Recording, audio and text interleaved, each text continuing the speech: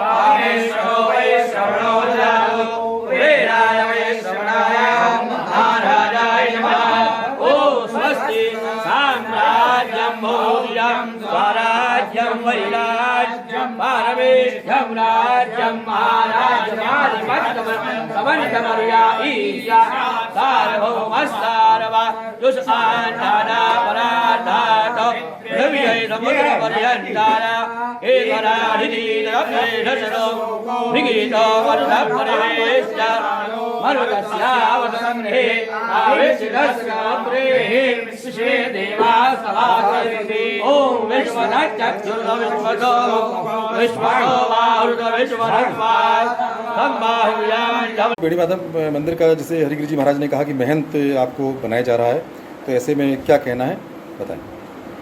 महंत ब्रह्मलीन महंत महामंडलेश्वर ओंकार गिरी देव जी की अंतिम इच्छा जो थी वो यही थी कि वो जूना अखाड़े के साथ रहना चाहते थे, और उनकी अंतिम इच्छा को पूरा करने के लिए मैं जूना अखाड़े के साथ ही अपना आगे का जीवन जीना चाहती हूँ।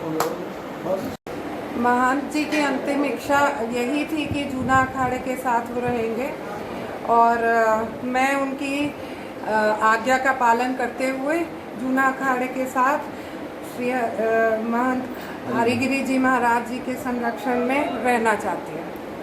और आप महंत बनाई गई हैं, और महंत बनाने के बाद क्या क्या आपकी जिम्मेदारी है बेणी माता मंदिर के लिए?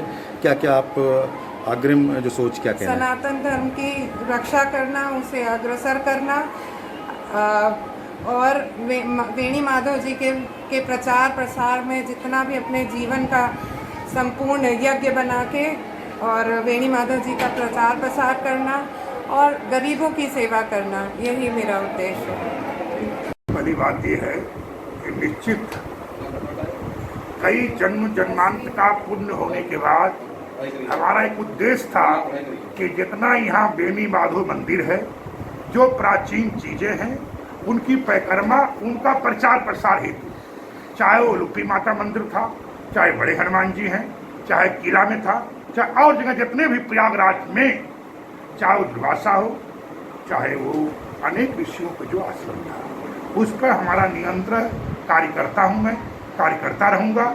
महाराज श्री जैसे थे, उनका नामे था ओंकार, तो जहाँ ओंकार है वहाँ पे ऑटोमेटिक उनके जो हमने जीवन में देखा कि उनको 99 1-2 कम 100 वर्ष में संगम पे हमको मिलते थे। कब? माघ मेला, मौनी अमावस को, और कई पर्वों पे हमने देखा महाराज को संगम पे, केतरी उम्र होने के बाद भी संगम स्नान करते थे।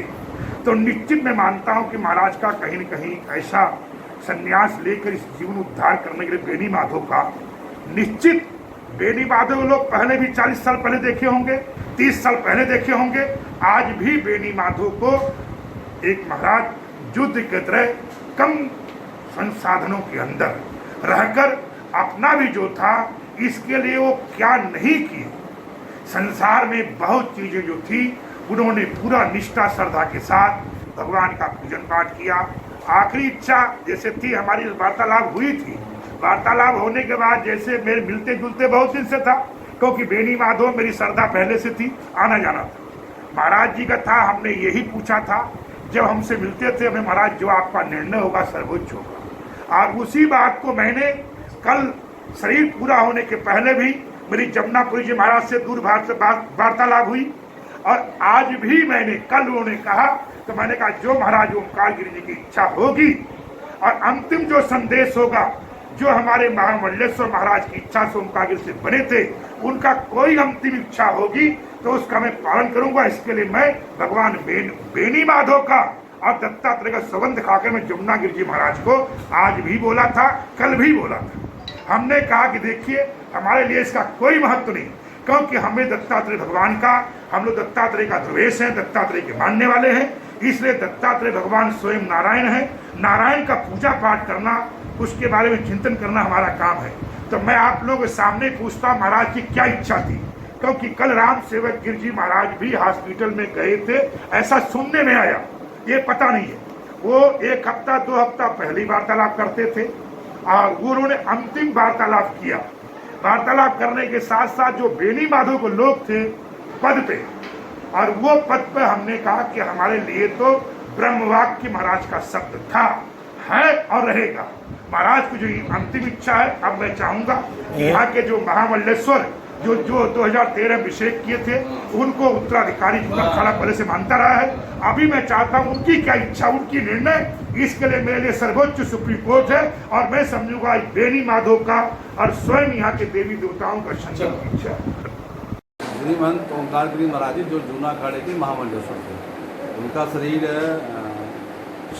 5 तारीख को सायंकाल पूरा हो गया, ब्रह्मलीन हो गए, तो आज उनकी समाधि दी गई है। और उनके ही पुत्री शिष्या जो जूना अखाड़े से पहले से जुड़ी हुई थी, उनको महामंडलेश्वर बनाया जाएगा।